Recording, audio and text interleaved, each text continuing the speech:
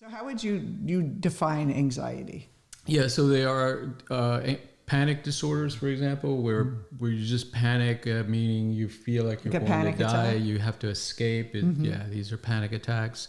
Generalized anxiety, that means you worry about everything, and everything makes you anxious whenever you feel out of control, that kind of stuff. Social anxiety. People that don't feel like nervous about meeting new people and staying, afraid to talk to people. Yeah, they can't go to parties. They can't socialize. Now I think there's like social media anxiety disorders, although I those haven't been formulated yet. Agoraphobia. This is the kind of the fear of being in spaces where there's no escape. Like planes and yes, confined claustrophobia a little bit. Like a little bit of that, all that stuff. Separation anxiety for kids, or sometimes adults too, or pets as well, and then specific phobias. And there are others, but those are the big ones, right?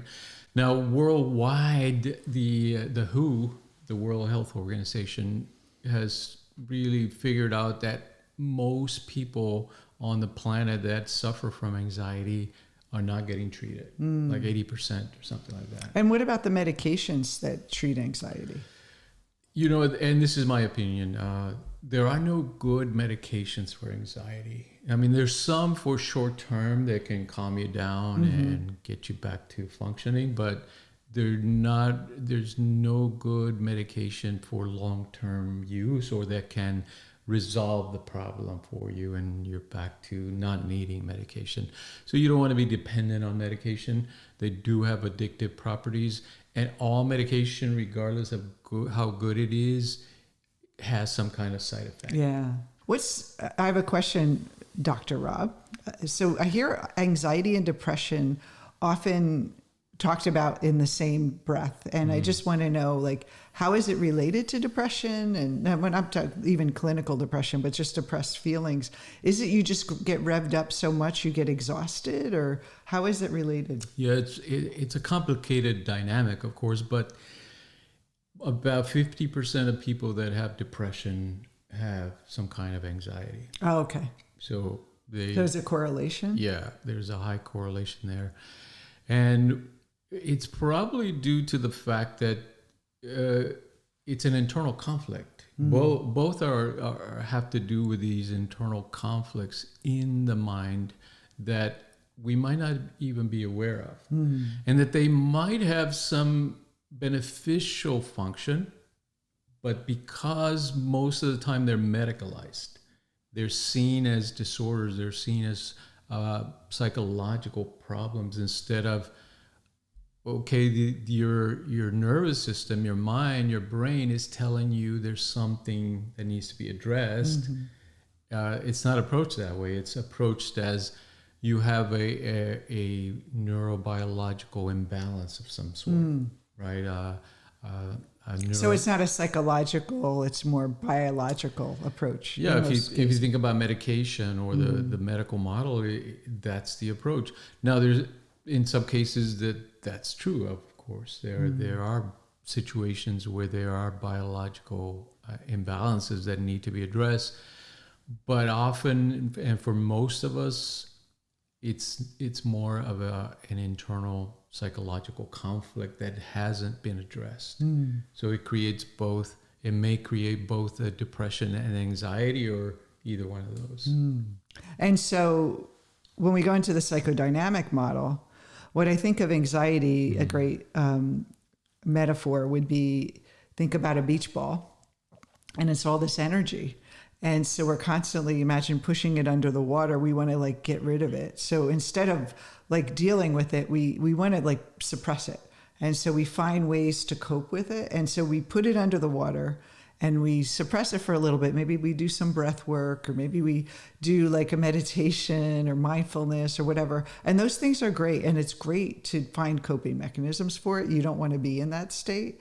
But if you just use the coping mechanisms alone and you don't really address what's underneath all this, you can never be free. And you're just constantly pushing that balloon or beach ball under the water, and it pops up like you said, like one little thing can trigger it, and there it is again. And so we're constantly walking on eggshells. I mean, just knowing that we know it's there. And if we don't deal with it, we're constantly walking on those eggshells, wondering when it's going to pop up. And then we end up kind of making our life smaller because we don't want it to pop up. We don't want to feel anxious. So we either, just suppress our feelings, or we just avoid doing anything that's challenging and exciting because we like going to a party, like you said, because we don't want the anxiety. We're so afraid of the anxiety, like public speaking or putting yourself out there.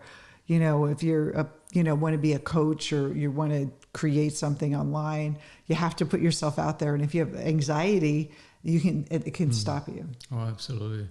I would say, working with so many people throughout the years, anxiety can be debilitating to the point where it hinders your career. It limits your ability to create great relationships. In other words, it prevents you from being happy.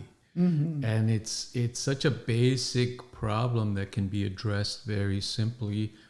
But most people, again, are not getting the treatment or the given the tools so that they can develop the mechanisms to work it out for themselves. So what's the mechanism then, Rob, that you recommend?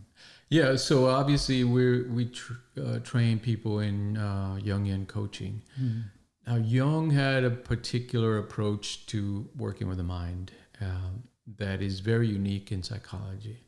So instead of trying to fix the symptoms or the appearance of the anxiety, he would say, let's invite it in. Let's see what it has to teach us. Mm-hmm. And that's a very different approach than medicalizing it or diagnosing it and simply trying to get rid of it. It is essentially treating the human being as a complete system, mm-hmm. right? The totality of the human being, and saying, if something is coming up in your psyche, in your mind, it must be for a good reason. It's mm-hmm. trying to tell you something. It's like a knock on the door. Yes. And you just kind of avoid it. Yeah. You don't want to answer the door. Yeah. And so it requires this approach, and of course, the way we train coaches is that the coach is able to help the client do this internal work for themselves. So the coach is not doing the work for the client. They're not healing the anxiety. Right. They're not clearing their emotions. Yes. They're helping the client access their own way of dealing with it, their own way of resolving that internal conflict. Well, I love James Hollis, who was on our on our podcast a couple of months ago. He's just amazing. So check out that episode. One of our most popular episodes. I love his saying. He says that the thing is not the thing.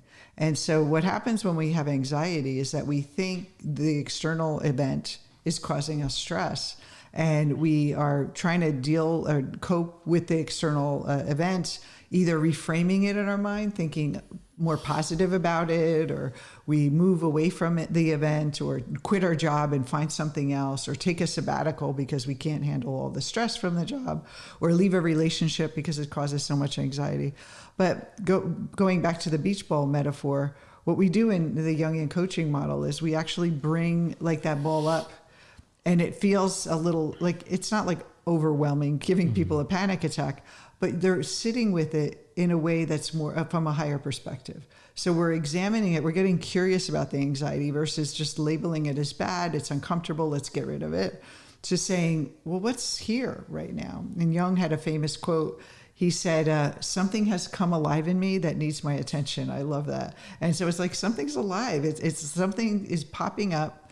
Let that beach ball come up a little bit, and a way to look at it and ask, like, what is really going on? Mm-hmm. Instead of just going to that first assumption that your ego said, see, that person didn't call you back, and you're a bad person and they're mad at you. And so you're in anxiety versus, well, let me examine, like, why do I care so much about that? And why am I allowing someone else to decide who I am? Like, we're really starting to go a little deeper into what is the source of the anxiety. And as we unfold and uncover what really is an unconscious conflict within our own psyche, we start to see, oh, wait, this is all happening inside my mind. It's not happening out there. And I think that's the difference with the psychodynamic model, is that we're seeing the outside world as a reflection of what's inside versus there's a world out there and I need to protect myself from it.